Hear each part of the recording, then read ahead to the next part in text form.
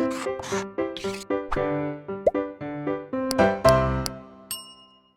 प्यारे बच्चों, कैसे हो आप लोग। मैं अनुपम एक बार फिर से ब्लूप्रिंट डिजिटल चैनल के माध्यम से आप सभी का वेलकम करता हूं, स्वागत करता हूं और उम्मीद करता हूं कि आप लोग स्वस्थ होंगे। स्टूडेंट, पिछले वीडियो में हमने आपसे बात की थी अनंत श्रेणियों के अवकलन कैसे करते हैं और साथ में हमने एक्सरसाइज नंबर ये आपका 5.10 तक बात की थी। आज की इस वीडियो में स्टूडेंट्स हम लोग लेके आए हैं एक फलन का दूसरे फलन के सापेक्ष अवकलन। इसके पहले हमने जितना भी काम किया उसमें किसी एक फलन का किसी एक चर के सापेक्ष अवकलन करते थे, लेकिन यहाँ पे ऐसा नहीं है। एक फलन का दूसरे फलन के सापेक्ष अवकलन होने जा रहा है और इसी पर आधारित कुछ महत्वपूर्ण एग्जाम्पल तथा एक्सरसाइज नंबर 5.11 भी सीखेंगे हम लोग। साथ में आज हम लोग ज़्यादा का जो दूसरा टॉपिक है, बहुत इंपॉर्टेंट टॉपिक है, द्वितीय कोटि का अवकलज। एक ही फलन का हम एक से ज़्यादा बार यानी कि 2 बार जब अवकलन करते हैं उसे द्वितीय कोटि का अवकलज कहते हैं, सेकेंड ऑर्डर डेरिवेटिव। वो हम लोग सीखेंगे और साथ में प्रश्नावली 5.12 और इससे आधारित कुछ इंपॉर्टेंट एग्जाम्पल भी करने वाले हैं। तो स्टूडेंट्स, आप तैयार हो जाइए और सबसे पहले हमेशा की तरह मैं रिक्वेस्ट करूँगा कि आप प्लीज़ हमारे चैनल को सब्सक्राइब करिए, बेल आइकन का बटन हिट करिए, जिससे आपको आगे भी नई नई वीडियोज मिलती रहें। तो चलिए स्टार्ट करते हैं एक फलन का दूसरे फलन के सापेक्ष अवकलन। ओके, तो प्यारे बच्चों, मेरा आज का जो पहला एग्जाम्पल है साइन स्क्वायर एक्स का अवकलन e की पावर cos x के सापेक्ष ज्ञात करना है। स्टूडेंट्स, अभी तक हमने इसके पहले जितने भी क्वेश्चंस किए उसमें ऐसा नहीं होता था बस साइन स्क्वायर एक्स का अवकलन x के सापेक्ष ज्ञात कीजिए, लेकिन यहाँ पे क्या हो रहा है कि साइन स्क्वायर एक्स भी x का एक फलन है, e की पावर cos x भी x का एक फलन है और इस फलन का इस दूसरे वाले फलन के सापेक्ष अवकलन करना है। तो चूंकि अभी पहला एग्जाम्पल है तो हम लोग इसका सिस्टम देख लेते हैं, इसमें क्या करना होता है। स्टूडेंट्स, आपको जिस फलन का अवकलन करना है, ठीक है, उसे हम लोग u मान लेते हैं। माना ये मैं हल करने चल रहा हूं स्टूडेंट, माना u बराबर साइन स्क्वायर एक्स, राइट। जिसके सापेक्ष करना होता है उसे हम फलन v मान लेते हैं। v बराबर साइन नहीं e की पावर cos x। अच्छा, जैसे कोई आपसे बोलता है कि साइन स्क्वायर एक्स का अवकलन x के सापेक्ष ज्ञात करिए, तो मतलब हमें क्या ज्ञात करना होता है, d d x of sine square x. और यहाँ पे अगर हमने साइन स्क्वायर एक्स का अवकलन e की पावर x के सापेक्ष निकालने को बोला है तो हमें ज्ञात क्या करना है student, d d x no d d e की power cos x of sine square x. इसका मतलब हो जाता है साइन स्क्वायर एक्स का अवकलन e की पावर cos x के सापेक्ष। अब अगर हमने ज्ञात किया d d v of u, d d v of u, तो वहां से स्पष्ट हो जाता है कि मैं साइन स्क्वायर एक्स का फलन साइन स्क्वायर एक्स का अवकलन e की पावर cos x के सापेक्ष कर रहा हूँ स्टूडेंट्स। तो हम लोग सबसे पहले इसमें क्या निकालते हैं, D d x of u, d d x of u, फलन u का x के सापेक्ष अवकलन याद रखना है। अब यहाँ पे y का काम u कर रहा है, बस और कोई चेंज नहीं है। तो आज होगा आप लोग को साइन स्क्वायर एक्स का हम लोग कैसे करते हैं, चैन रूल से करते हैं, ये साइन एक्स का होल स्क्वायर। तो स्टूडेंट्स उसके अकॉर्डिंग ये आपका 2 साइन एक्स और फिर d d x sine x, तो मेरे बात नहीं देता हूँ मैं d d x of sine x. ये हो गया student d d x of u is equal to 2 sine x cos x, equation number first, right. पहला काम ये होता है स्टूडेंट। साथ में आपको यहाँ पे या फिर आप इसके नीचे जहाँ भी आपको स्पेस मिलता है आप लिखोगे d d x of v, d d x of v, इस वाले फलन का x के सापेक्ष अवकलन।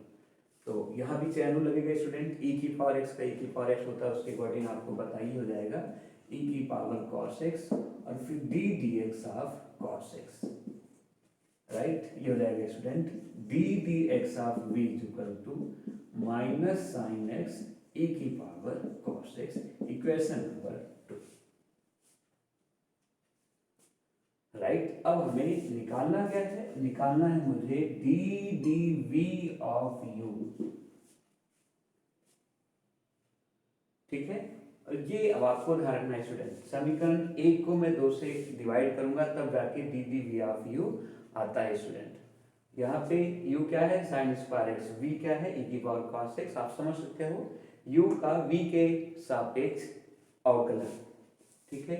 ये होता है स्टूडेंट हमारा d d x of u upon d d x of u upon d d x of v, right. और वो मुझे समीकरण 1 और 2 से मिल जाएगा स्टूडेंट। समीकरण 1 में क्या है, 2 sin x into cos x upon में समीकरण 2 में क्या है student, minus sine x into e की power cos x,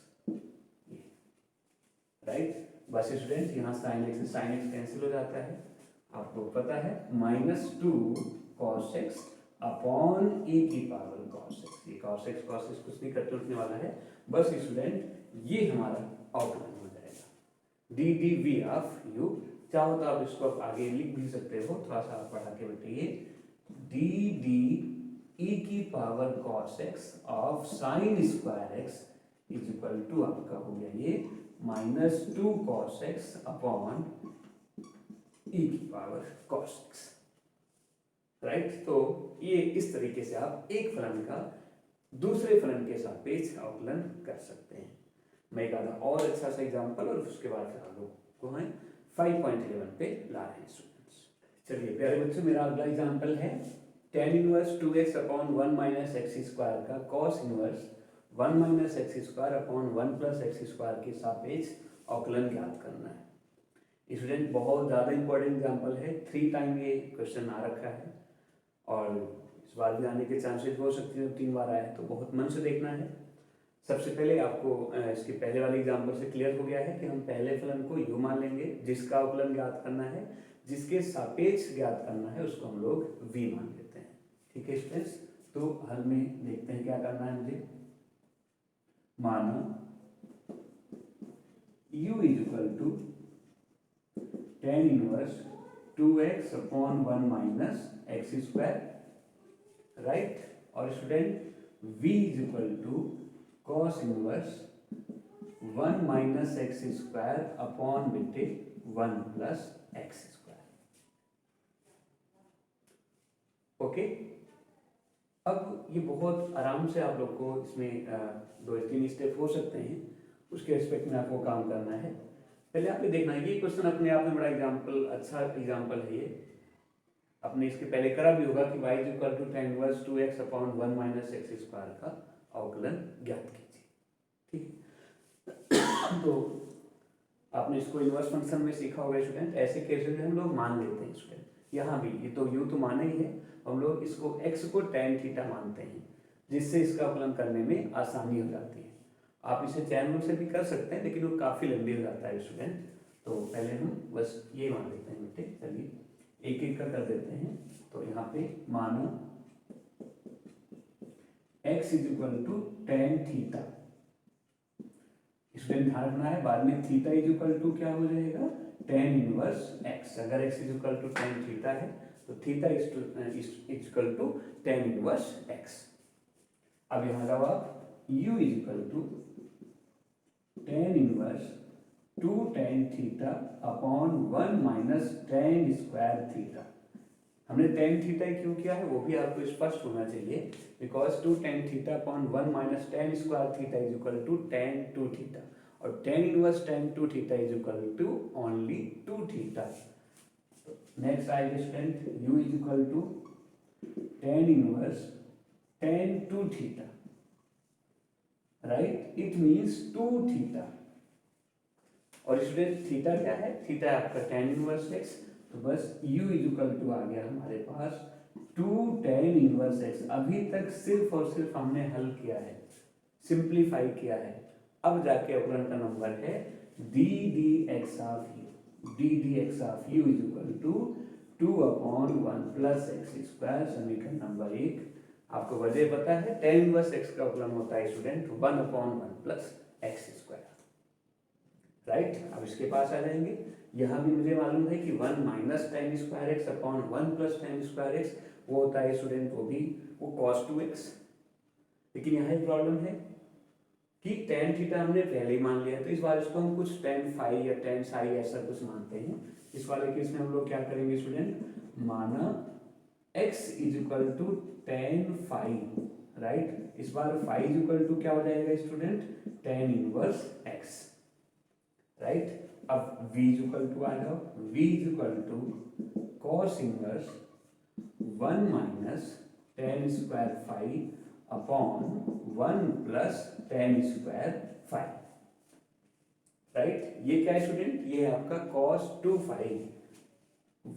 v is equal to cos inverse cos 2 phi, यानी कि ये भी क्या बचाएगा हमारा, v is equal to only 2 phi, और student phi is equal to क्या है, टेन इनवर्स x,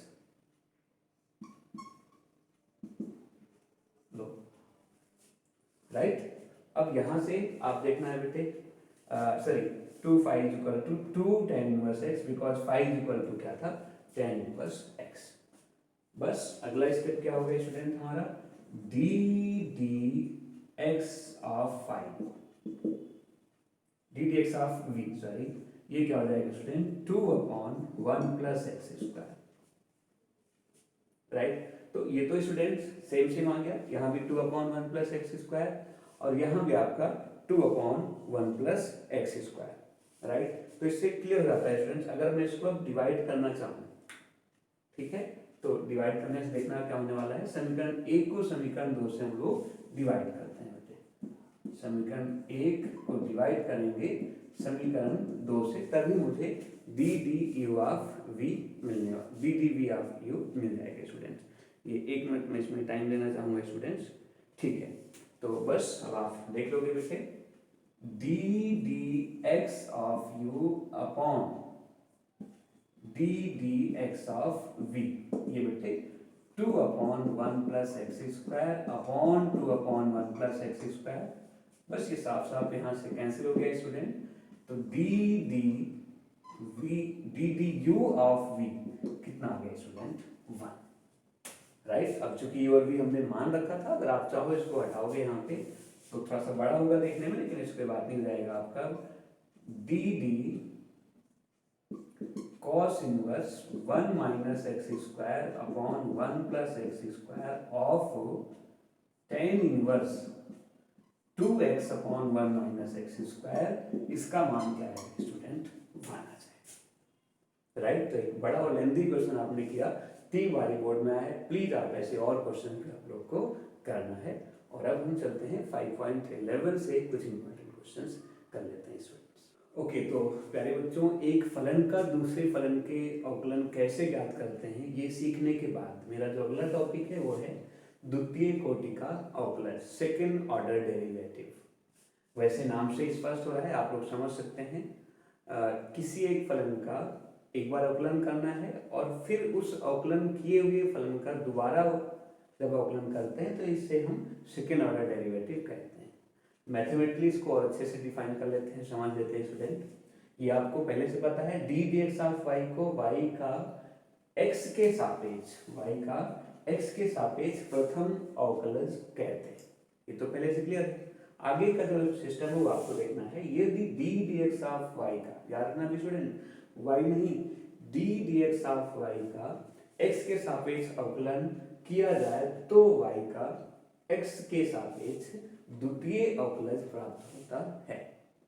इसे हम लोग d two y d x square अथवा एफ डबल डैश एक्स से प्रदर्शित करते हैं। प्रथम अवकलज को d d x of y या एफ डैश एक्स से दिखाते हैं, द्वितीय अवकलज को हम d two y d x square या फिर एफ डबल डैश एक्स से। इसी प्रकार से अगर तृतीय की बात करें तो एफ ट्रिपल डैश एक्स या d three y upon d x cube से दिखाते हैं स्टूडेंट्स, ठीक है। इसे करते कैसे हैं, बिल्कुल सामान्य है, बहुत सिंपल टॉपिक है ये, क्योंकि डेरिवेटिव ही करना है और कोई नया रूल नहीं है इसमें। एक एग्जांपल के थ्रू आपको और अच्छे समझ में आ जाएगा। मान लीजिए स्टूडेंट, हमारे पास एग्जांपल है y इक्वल टू एक्स की पावर 6 प्लस 10x और हमें d two y d x square ज्ञात करना है। तो पहले स्टूडेंट्स हम लोग क्या निकालते हैं, पहले d d x of y ज्ञात करेंगे, प्रथम अवकलज ये बिल्कुल सिंपल है, x की पावर 6 का क्या हो जाएगा आपका 6x की पावर 5, और स्टूडेंट tan x का अवकलन क्या होता है sec स्क्वायर x। राइट, यहाँ तक आप लोग कर लोगे। अब यहीं पे आपको दोबारा से अगर d2y dx स्क्वायर ज्ञात करोगे तो इसका मतलब है इस फलन का x, अब y का काम ये कर रहा है d dx ऑफ y, इस फलन का x के सापेक्ष पुनः अवकलन करना है बस आपको। अब 6x की पावर 5 का अवकलन क्या हो जाएगा स्टूडेंट, हो जाएगा आपका 6 5 30 x की पावर 4, यहाँ पे sec स्क्वायर x का चैन रूल से करोगे स्टूडेंट, हो जाएगा 2 sec x, और फिर sec x का क्या होगा स्टूडेंट sec x इनटू क्या आपका tan x, क्योंकि sec x का डेरिवेशन होता है आपका sec x tan x। बस इसे ही हम लोग डबल डेरिवेटिव कहते हैं। तो बहुत सिंपल प्रोसीजर है। हाँ, कुछ क्वेश्चन या कुछ एग्जांपल हो सकते हैं थोड़े टेक्निकल, उसकी बात हम लोग करने चल रहे हैं स्टूडेंट। आइए बच्चों, ये एग्जांपल देखते हैं द्वितीय कोटि का अवकलज में, और ऐसे क्वेश्चन बहुत आते हैं, ज़्यादातर सिद्ध करने के लिए आते हैं। जब भी ये डबल डेरिवेटिव वाले क्वेश्चन आते हैं तो प्रूफ करने के लिए ही आप लोग को मिलते हैं मोस्टली। अब यहाँ पे क्वेश्चन है आपका एग्जांपल, यदि y बराबर साइन इनवर्स x, तो दिखाइए कि 1 minus x square d2y dx square minus x dx of y equal to 0, या इसी क्वेश्चन को पूछ सकते हैं 1 minus x square y2 minus x y1 equal to 0।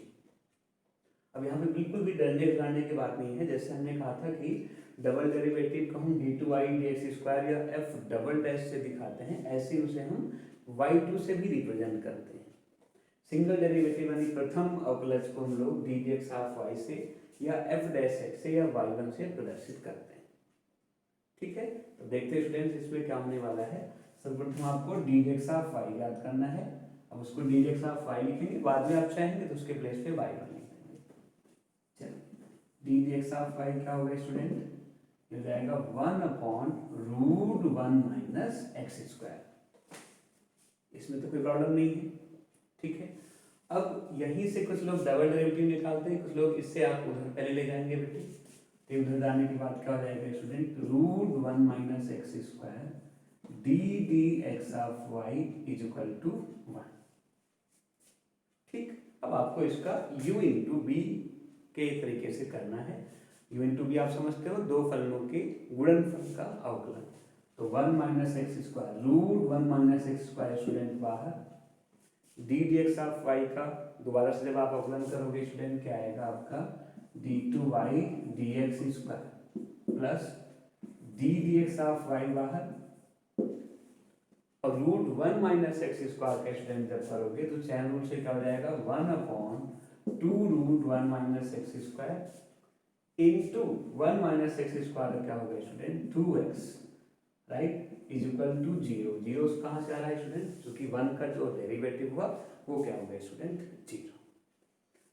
अब एक काम कर लो, ये -2 से -2 से 2 कैंसिल हो गया बेटे। पूरी इक्वेशन को √1 माइनस एक्स स्क्वायर से मल्टीप्लाई कर लो, तो √1 minus x square into √1 minus x square आपको मिलेगा 1 minus x square d2y dx square, ये बेटे माइनस हो जाता है, यहाँ पे x और तो ये सारा कैंसिल हो गया, √1 माइनस स्क्वायर कैंसिल हो जाएगा बेटे, d d x of y is equal to क्या 0। बस हो गया। और आप इसे ही करने का प्रोसीजर बिल्कुल सेम होगा, इससे हम लोग y2 लिख सकते हैं। तो आप इसको ऐसे भी कर सकते हो 1 minus x square y2 minus x y1 is equal to 0। Okay, मैं उम्मीद करता हूँ आपको ये सेकेंड ऑर्डर डेरिवेटिव क्लियर हो रहा है स्टूडेंट। अब हम 5.12 से कोई इंपॉर्टेंट क्वेश्चन से एक आधा तो वो देख लेते हैं और फिर आज की क्लास ओवर होती है। ओके स्टूडेंट्स, ये 5.12 से ज़्यादातर क्वेश्चन तो जो हमने एग्जाम्पल किया, बल्कि 2 एग्जाम्पल किए उसी पर आधारित है, लेकिन ये थोड़ा सा डिफरेंट क्वेश्चन है, वो मैंने लिया है यहाँ से। x बराबर a cos क्यूब टी और y equal to b sin cube t, तो d2y dx स्क्वायर ज्ञात करना है। स्टूडेंट्स यहाँ पे ये देखना है कि ये x और y का मान है, तो सबसे पहले तो आपको D d x of y कैसे ज्ञात करते हैं वहाँ आपको जाना है।